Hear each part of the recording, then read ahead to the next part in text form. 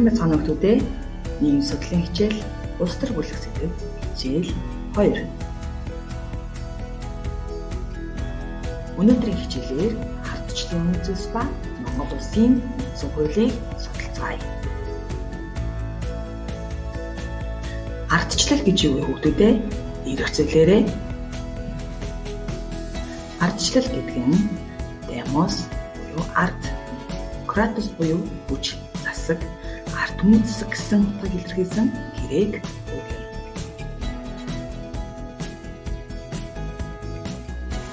Ардчлал нь ард түмний засаглал буюу ард түмэн дээд эрхийг барьж өөртөө түүнийг шууд буюу эсвэл чөлөөд сонгуулийн системийн дагуу сонгогдсон төлөөлөгчдөөрөө дамжуулан эрхийг эдлэхийг хэлдэг байна. Ардчлалын ямар хэлбэрүүд байдаг вэ? Таамаглалт дэвшүүлэр өгтөдөө.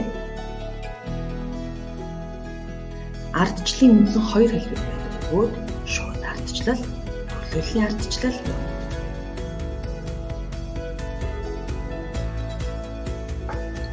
Шууд ардчлал.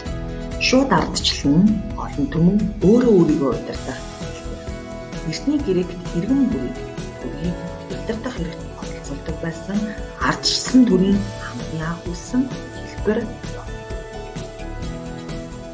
Төлөөллийн ардчлал. Ард түмэн өөрсдөө удирдах хүмүүсийг сонгодог төрийн тогтолцоо. Сонгогдсон төлөөлөгчд нь улс орны өдөр тутмын үйл ажиллагааг удирдах хууль боловсруулж хэрэгжүүлэх техник ажлыг эрхлэнэ. Төлөөлөгчид тогтмол явагдах сонгуулиар ард түмний өмнө ажиллаа тайлагна. Ардчлал нь дараах тулгуур зарчмуудтай. Дэлхийн улс түмэн арслан үрцэгтэй байхын тулд ардчлалын суурь төчнүүдаа тодорхойлсон байдаг. Ардчлалын зарчим нь нээлттэй, шударга, үлдээдэг, цөөхий хүндэтгэх, зөвшөлдсөн гэсэн үндсэн 5 зарчимтай. Нээлттэй зарчим нь төр хүний эрхийг хамгаалах үүрэгтэй тул иргэдэд бүх төрлийн үйл ажиллагааг нээлттэй байхыг шаарддаг. 2. Шударга байх зарчим. Хэн нэгнийг илүү харж эрхтэй анхаарахгүй гэсэн үг юм.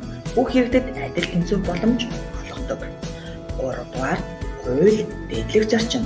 Хүн бүр хуулийн хүрээнд ажиллаж амьдрах үүрэгтэй байх. 4. Цөөхий хүндэтгэх зарчим.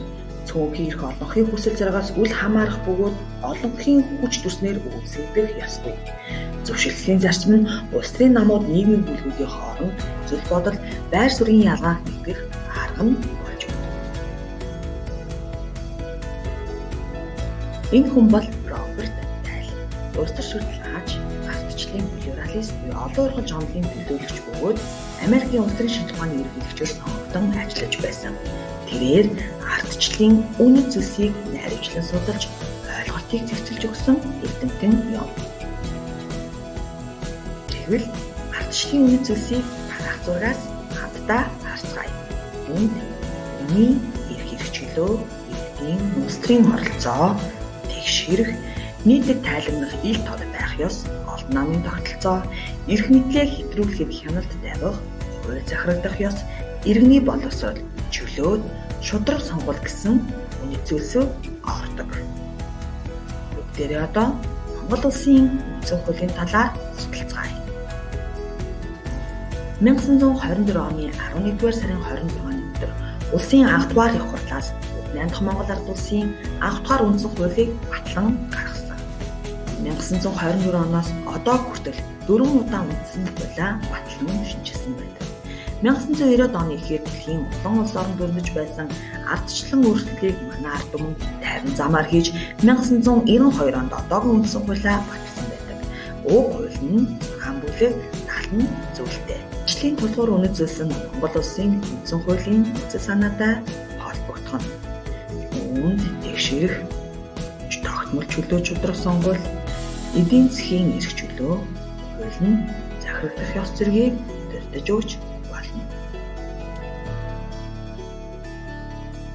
Үндсэн хуулийн хүний эрх хэрэгчлэх хэмээх 2 дугаар бүлгийг хүн бүр эрхтэй түүнийгээ хамгаалах баталгаатай байх ёстой гэсэн зарчмын дагуу боловсруулж улмаар төрөөс хүний эрх хэрэгжүүлөөг хамтд баталгааг бүрдүүлэх үргийг иргэдийнхээ өмнө хүлээн хэмээн заажээ. Нөгөө талаас иргэд эрхийн эдлэгийн хамт үүрэг хариуцлага хүлээхийг үндсэн хуульд заасан байна. Үндсэн хуулийн 2 дугаар бүлэгт заасан хүний эрхүүд. Хүүхдүүд та бүхэн маань бүгдээрээ анхааралтай уншаад ямар эрхтэй вэ гэдгээ мэдэж аваарай.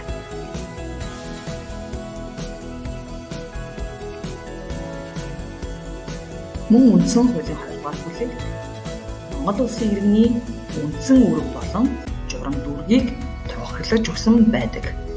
Улбар шар өнгөөрөх хүүхдүүд та бүхэнд Монгол улсын иргэний үндсэн үүргийг харин ягаан өнгөөр Монгол улсын иргэний журам дүүргийг харуулсан байна. Сэргээн санаар хүүхдүүдээ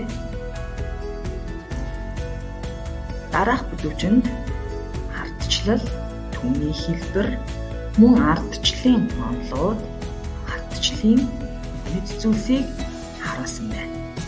Энэхүү бүлэгч хүүхдүүд бүхэн маань оюуны зураглал болгон өөртөө мэдлэг болгож бүтээгээрэй.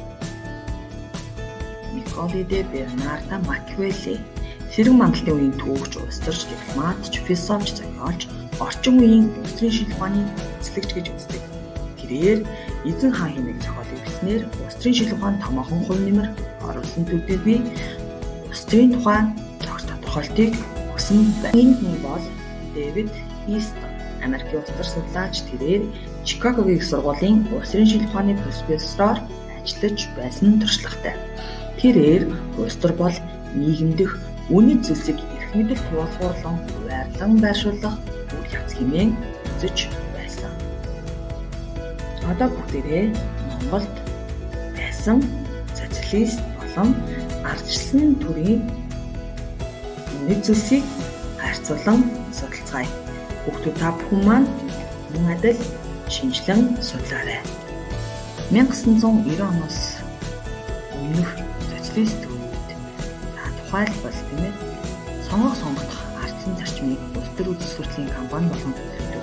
Хүний эрхийн түгээмэл зарчмыг ёс төрийн тохиолдож байв.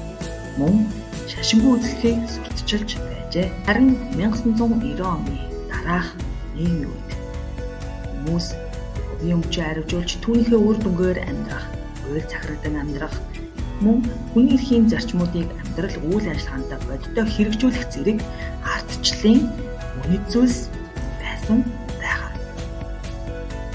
Ингээд анхаарал хандуулсанд баярлалаа. Бүгд та бүхэндээ амжилт хүсье. Дараагийн хичээлээр иргэн уулзлаа. Баяр та бүхэндээ.